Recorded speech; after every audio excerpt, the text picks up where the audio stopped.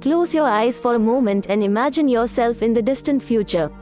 You stand surrounded by a new world, a world that bears little resemblance to the one you know today. It could be for the better or for the worse. The air is different, perhaps it's clean and invigorating, free of pollutants, or perhaps it's not so fresh, and your breathing has had to adapt. The landscape is an amalgamation of nature and technology, where either lush greenery seamlessly blends with towering structures that seem to defy gravity. Or, rather, shiny machines dwarf a shred of wildlife that's still barely clinging on. Maybe you hear the harmonious chatter of unknown, not yet evolved birdsong, or your ears ring with the hum of heavy industry. Clearly, the future is unknown. It could be incredible, it could be incredibly bad. While the question of fulfillment is another with multiple answers. Because, is the future a utopia or dystopia? Are you happy in this far-off world, or is there something missing? Welcome back to our channel, and today we're answering the extraordinary question, what will civilization look like in 10,000 years? Do you need the big questions answered? Are you constantly curious? Then why not subscribe to Everything But What for more clips like this one? And ring the bell for more thought-provoking content. Through the lens of time, 10,000 years is both long and short. Long in the sense that it's almost double the whole of recorded human history up until now, and short in the sense that it's a minuscule fraction of the timeline of humans as a whole, and certainly in comparison to the age of Earth itself.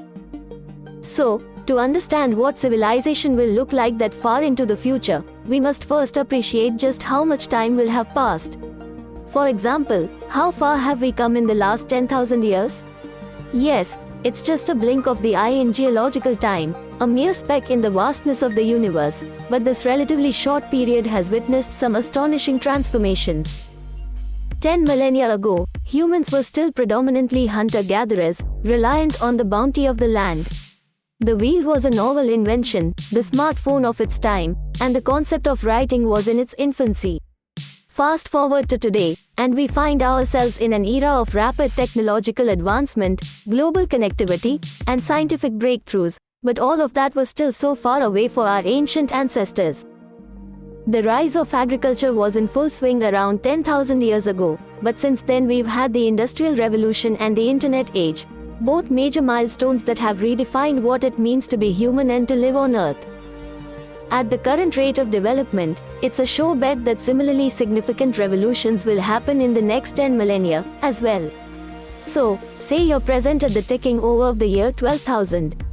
There are infinite ways in which life might be different, but some factors appear more probable than others. Technology no doubt will have progressed, and massively.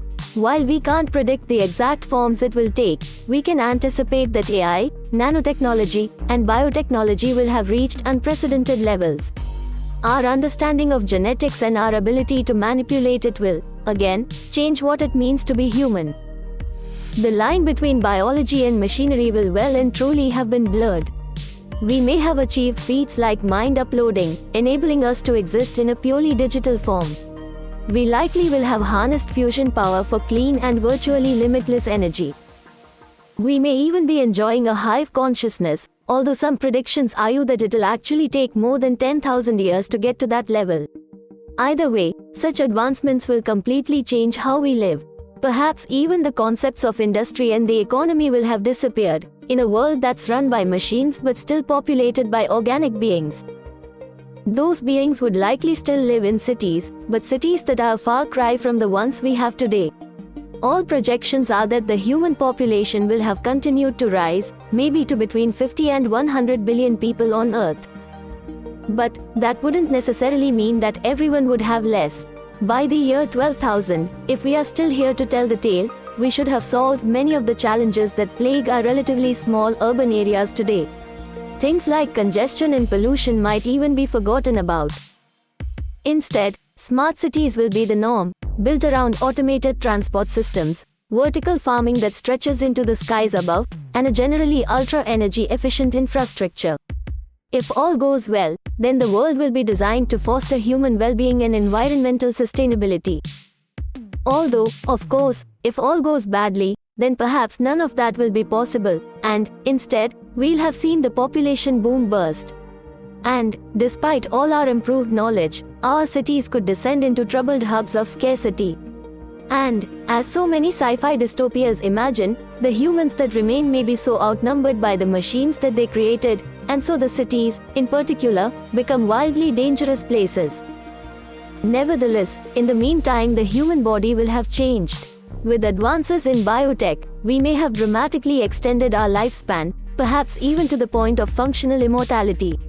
This means that even if there were dangers afoot, then they needn't kill us off. Unlike today, future humans will be well equipped to play the long game no matter what level of struggle is thrown their way. Genetic modifications may allow us to tailor our physical and mental skills, while regenerative medicine should have long eradicated all the diseases and conditions that we encounter in the modern world. However, these advances will have also given rise to various ethical questions about the nature of humanity, individuality, and about our role on Earth and in the universe. What would you do if you were a biologically enhanced human of the time? Do you think you will have evolved enough to outrun anything that could have gone wrong? By then we should also be a comfortably space-faring species, colonizing other planets and moons, and mining asteroids, all to our heart's content. Many predict that we will have discovered alien life by this point, and if it's intelligent then we might have struck up a relationship with it. Although, again, the potential problems of this future epoch might have made that difficult. In one especially concerning scenario, we could see the machines of here team up with the aliens from afar, all while the lowly humans live under the gaze of both. So, if that happens, or if any of the other circumstances unfold, then the question remains, are we happy? Is in and around the year 12,000 an era of hope or a time of despair? A vision of success or a picture of doom? Here, we can look to philosophy for some answers.